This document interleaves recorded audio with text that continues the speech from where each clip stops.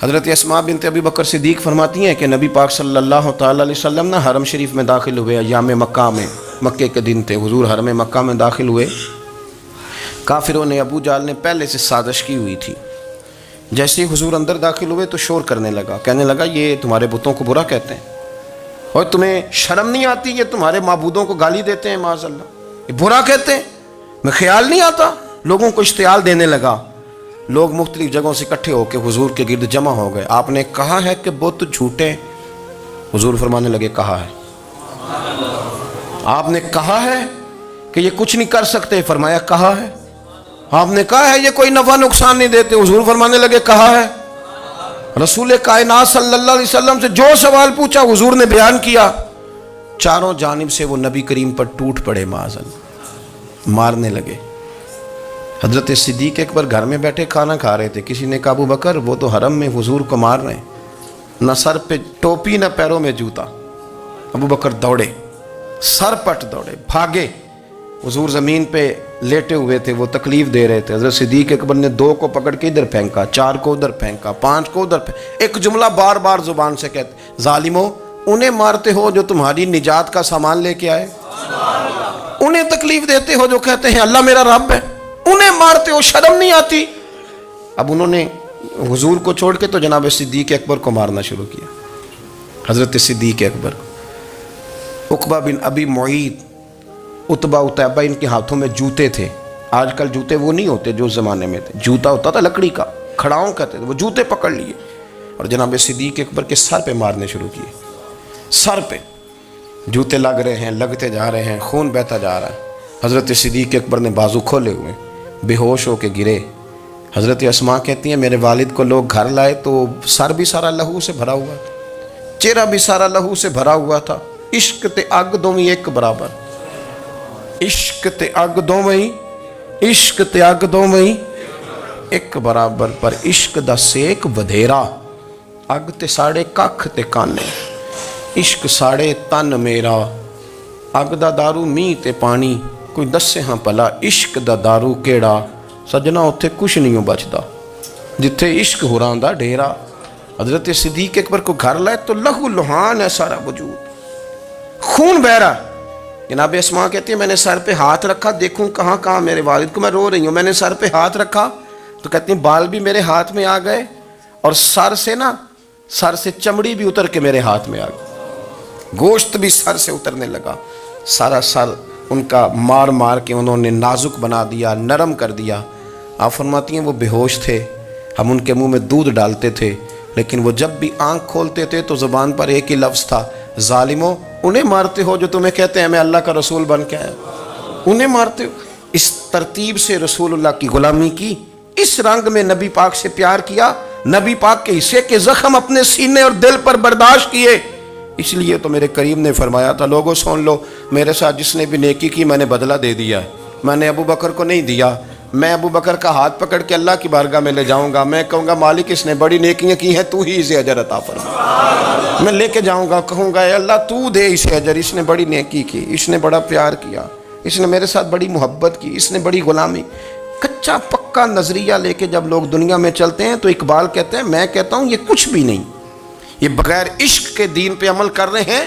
اقبال نے پتہ کیا لفظ کا، اقبال کہتے ہیں یہ ڈھیر ہے ڈھیر، اور ڈھیر بھی خاک کا، خاک کا جو ڈھیر ہوتا ہے نا، خاک کا وہ کچھ بھی نہیں ہوتا، پھونک مارے توڑ جاتا ہے۔ اقبال کہنے لگے بجھی عشق کی آگ اندھیر ہے، بجھی عشق کی آگ اندھیر ہے، بجھی عشق کی آگ اندھیر ہے، یہ مسلمان نہیں یہ خاک کا ڈھیر ہے۔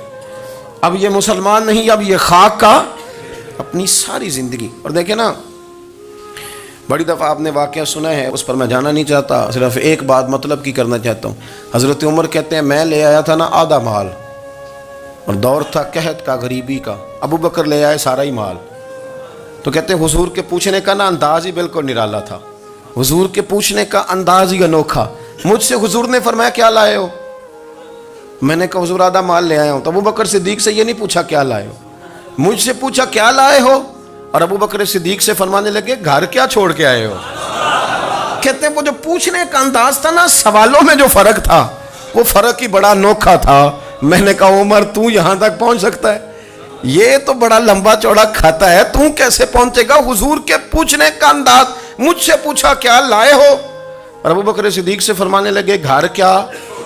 کہتے ہیں وہ بھی بڑے سیانے تھے، انہوں نے یہ نہیں کہا حضور سارے لے آئے، یہ نہیں کہا کہ حضور گھر خالی چھوڑا۔ کہنے لگے حضور میں کوئی لاوارث تو نہیں نا، میں کوئی کنگال تو نہیں نا، رسول اللہ کا ماننے والا ہوں، کیا گھر چھوڑا کے آئے ہو؟ تو کہنے لگے حضور گھر اللہ چھوڑ آیا ہوں اور اللہ کا رسول چھوڑ کے آیا ہوں، حضور بھرا ہوا ہے میرا گھر، بھرے ہوئے ہیں میرے خزانے، میں کوئی کنگال ہوں؟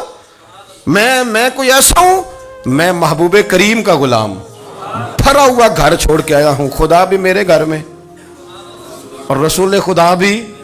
کہنے لگے سونیا جس پر آپ کی نظر کرم ہو، جس کو یہ خزانہ ملے کہ ساری کائنات جس رسول کے لیے بنی اور جس کے لیے انبیاء دعائیں مانگیں کہ اے اللہ ہمیں ان کی امت میں بنا دے، فرمایا ساری دنیا جن کے لیے بنی، غار ثور میں اس محبوب کو 3 دن تو میں نے گود میں سلایا ہے، جن کے لیے سارا کچھ بنا وہ سارا خزانہ تو میری گود میں ہے، تو حضور میں کوئی کنگال تو نہیں نا، وہ سارا کچھ تو میرے پاس۔ حضرت رومی نے لکھا ہے کیسے آبا جب عشق میں جاتے تھے تو وجد بھی کرتے تھے، وجد بھی، لیکن یہ بھی اس کو ہوتا ہے نا جس کا کوئی ہو۔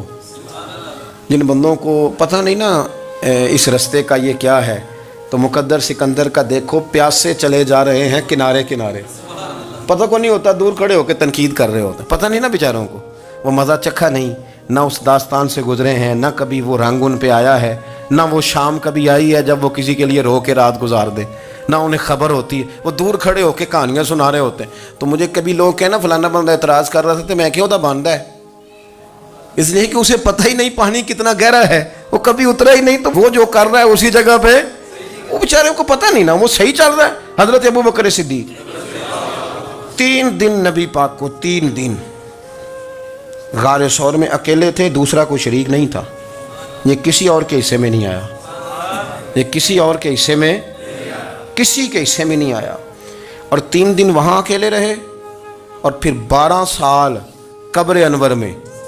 حضرت عمر تو 12 سال کے بعد آئے نا، 12 سال روضہ انور میں بھی نبی پاک کے ساتھ اکیلے رہے۔ یہ اعزاز ہے، اس اعزاز کو کبھی سمجھیں۔ عارف رومی کہتے ہیں کہ جن حضرت عمر نے جا کے منت کی، کہنے لگے ابو بکر تو میرا یار ہے، میرا تیرا یارانہ ہے، ایک بات میرے ساتھ پیار کر۔ حضرت ابو بکر کہنے لگے عمر کہیے، کہنے لگے کچھ ہے مانگنے آیا ہوں۔ آپ نے فرمایا تو مانگ، میرے اختیار میں ہوگی تو دوں گا۔ انہوں نے کہا ابو بکر سارا کچھ نہیں مانگتا، میری زندگی کی ساری نیکیاں لے لے۔ اور ان کی زندگی کی نیکیاں کتنی ہیں؟ حضور نے فرمایا جتنے آسمان کے تارے ہیں اتنی عمر کی نیکیاں ہیں۔ فرمایا میری زندگی کی ساری نیکیاں لے لے، وہ غار ثور میں تو 3 دن حضور کے ساتھ رہا ہے نا، ان میں سے 1 رات مجھے دے دے، ساری تیری نیکیاں ان میں سے 1 رات مجھے دے دے۔ تو حضرت ابو بکر صدیق فرمانے لگے میں نے تجھے کہا تھا میرے اختیار میں ہوگا تو میں دے دوں گا، یہ میرے اختیار میں ہی نہیں، یہ میرے اختیار والا کام ہے، اور تجھے میں نے کہا تھا کہ کچھ ہے مانگ لے، تو نے تو میرا کل سرمایہ ہی مانگنا شروع کر دیا، یہ نہیں میں دیتا بھائی، یہ تو میرا سرمایہ حیات ہے، یہ تو اصل ہے۔ بٹھا کے اپنے محبوب کو اپنے پہلو میں، جو لوگ کچھ نہیں کرتے وہ بھی کمال ہی کرتے ہیں۔ حضرت ابو بکر صدیق رضی اللہ تعالیٰ عنہ نے نا رسول اللہ کی غلامی کی، نبی پاک کا ادب کیا، حضور کا اکرام کیا، اپنی زندگی لگا دی، حضور کی رضا کو پا گئے تھے، سمجھ گئے کہ حضور اس بات میں راضی ہوتے ہیں، یہاں حضور ناراض ہوتے، وہ سمجھ گئے، ہر اس چیز کا خیال رکھتے، ہر اس شے کا جو میرے رسول پاک صلی اللہ تعالیٰ علیہ وآلہ وسلم کو پسند ہے۔